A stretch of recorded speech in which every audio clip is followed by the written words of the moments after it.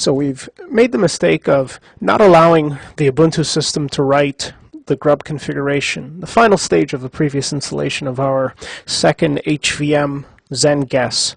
So one workaround, of course, is to simply use grub to write the bootloader, which is quick and easy, and yet another is to simply clone a working configuration. So since we are working within the context of virtualization, let's look at one possible means of cloning a working system within the LVM context. So let's call this, let's say, LVM clone of the existing VM or guest or DOM-U. So features, rapid duplication of known image. Now this image just happens to be an LVM volume. So there isn't a tool outright that's included with the LVM stack to duplicate a volume, but we can work around it to create such an entry. We'll begin with what we know. So known, let's just say tasks, clone existing LVM volume. And we'll begin with what we know. We know that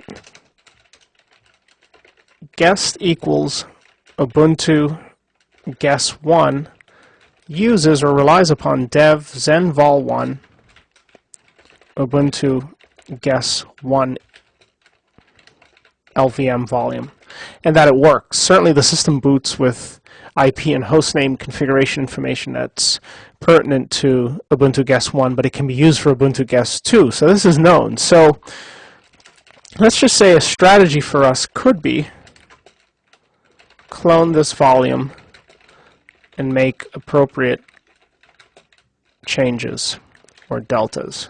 So how do we go about doing that in the case of not using image files, since we've yet to look at image files as is commonly used, let's say with PVs or para-virtualized nodes or guests or DOM-Us and so on. So what we could do is look at this existing dev XenVol1 entry and figure out a way, perhaps using our Linux toolkit, to duplicate it. So let's see what's going on. Let's have a look at the server. So as we know, we've removed the instance, so we're back to Ubuntu guess1. So let's take a look at LV display to see what's currently there on the volume group XenVol1. So we've got the logical volumes for Ubuntu guess1, Ubuntu guess2. This is a bad volume. It doesn't boot properly. It's 8 gigs, the same size as the other, same number of extents, etc. So how can we get this information, dev XenVol1 into Ubuntu guess1 into dev XenVol1 Ubuntu guess2? Well, there's a common command used within Linux, dd, which perhaps does everything. We call it the dirty duplicator or data duplicator. It duplicates any and anything that's bit oriented. So if we could use dd to duplicate good known volume, let's say LVM volume, into or over known, or let's say bad or corrupted volume, then we'll be set. So how could we go about doing that? So dd takes input and output. That's usually how it works, with some other options concerning, let's say, counts, byte sizes, and so on. So if we could tell dd to use as an input file the source dev XenVol1 Ubuntu guess1, then we've got a starting point with which to work. And then if we could instruct it to use an output file of dev XenVol1 Ubuntu guess2, then it'll overwrite it. Now, in expedite matters, we'll set the byte size equal to 4 megs. That way it'll operate a little bit quicker, considerably quicker in duplicating content. It's still going to take a while, but it will work. And when we fire the node up, eventually, once we recreate it, you'll see that it'll work. So let's see what's going on here. Let's paste that in. Now it's going to occupy our interface for a bit with a byte size of 4 megs. So now it's working away. Now how do we know it's working away? Let's have a look at the remote system. Let's psef grep, or in this case dd, since we're copying an LVM file using dd.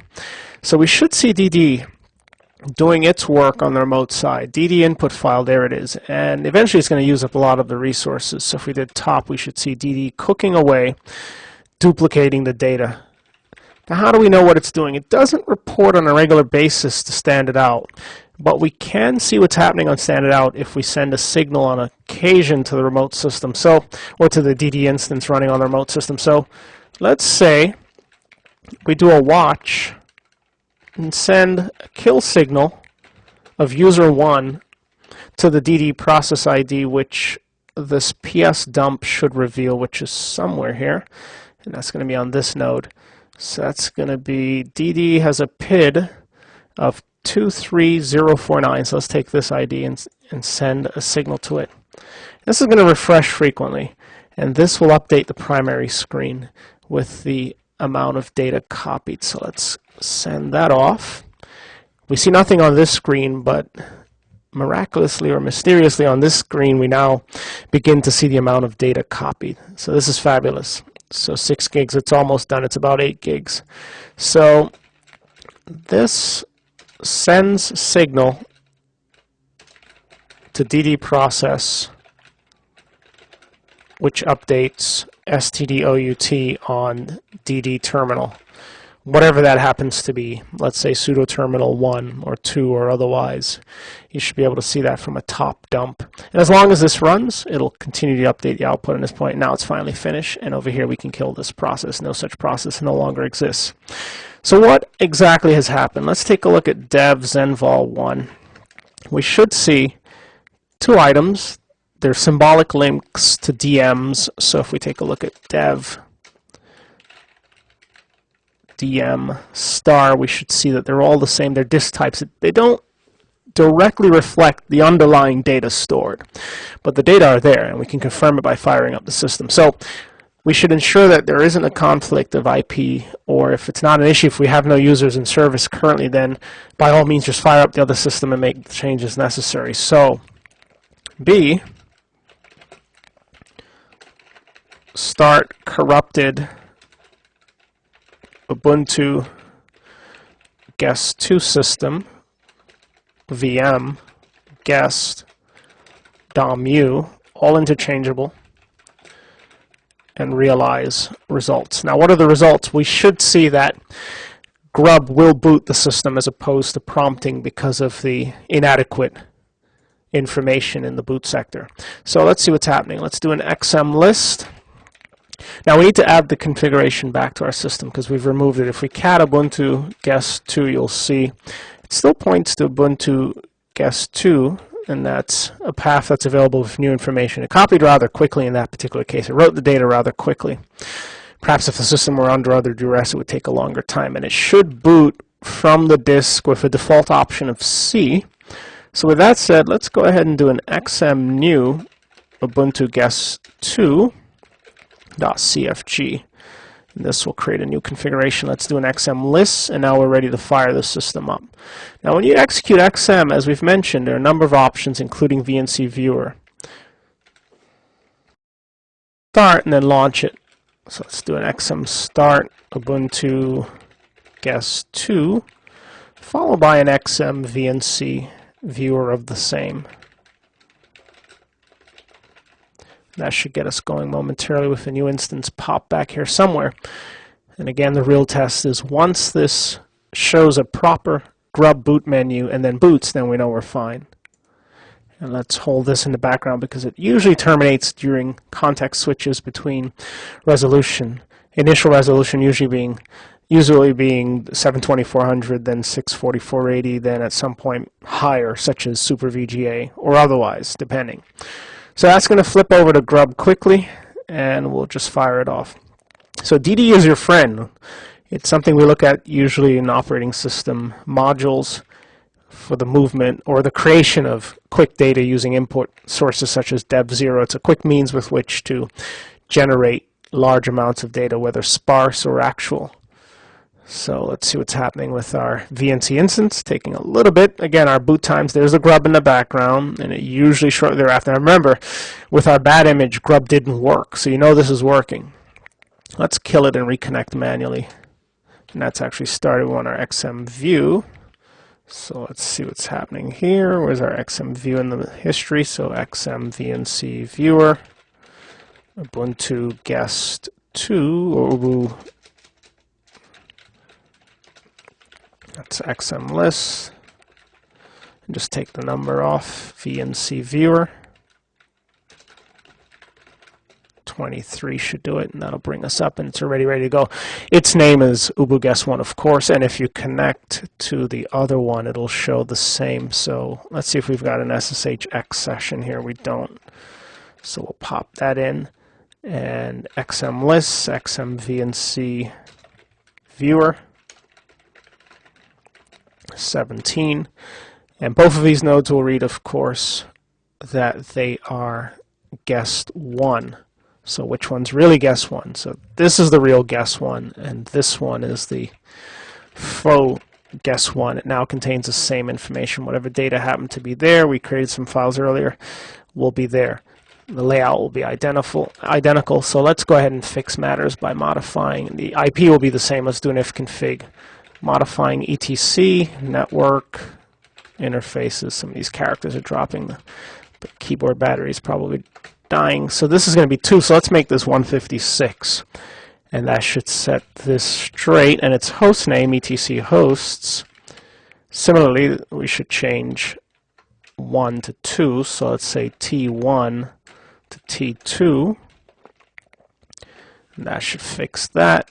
And etc host name, this becomes 2.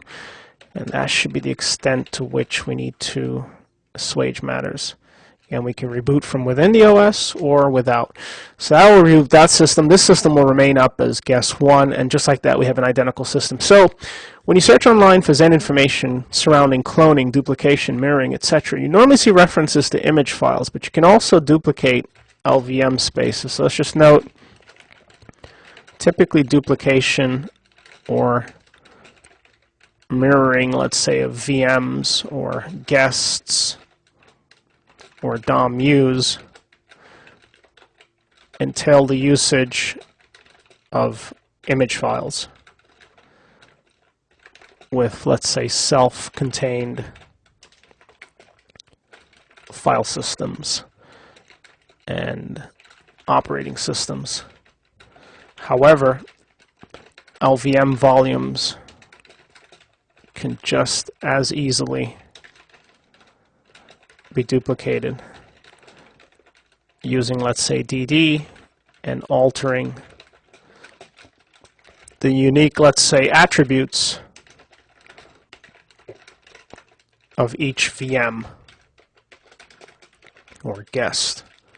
So, i.e., they include, of course, etc hosts, host name, and if Ubuntu Debian base, network, interfaces, related configuration files, and whatever else that happens to spring up across your nodes.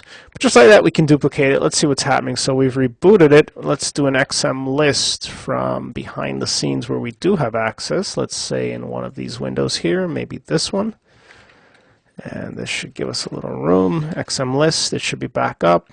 Ubuntu guest 2, it's probably in that state where it's awaiting the boot, so it doesn't reflect the state properly. And this should come back up now as Ubuntu guest 2 momentarily. And the disk was properly ceased, so that shouldn't be an issue. And let's log in and check the IP configuration, the host name. So it's now 156 versus 155. So that looks good. So that's a duplicated host.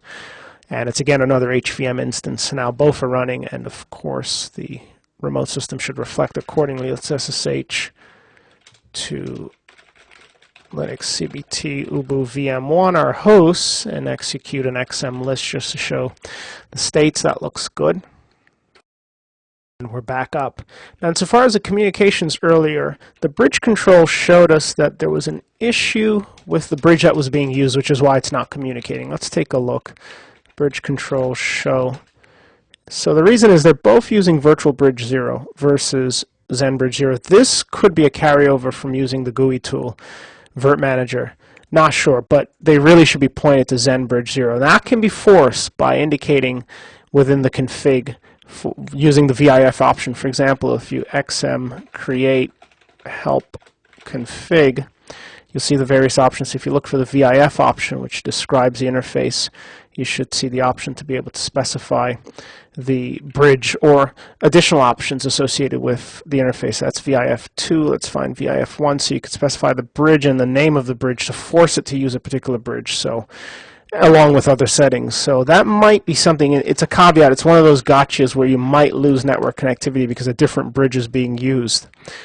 So let's take a look at Ubuntu guests 1 and 2. So in the VIF, instead of leaving it blank, that is, you can have a bridge equal to Xen bridge 0, just to be sure that it works. And we'd want a similar setting in the other file.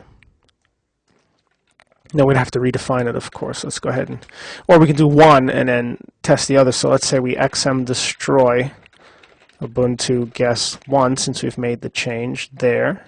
XM list, it's still going to be there, so we'll need to XM delete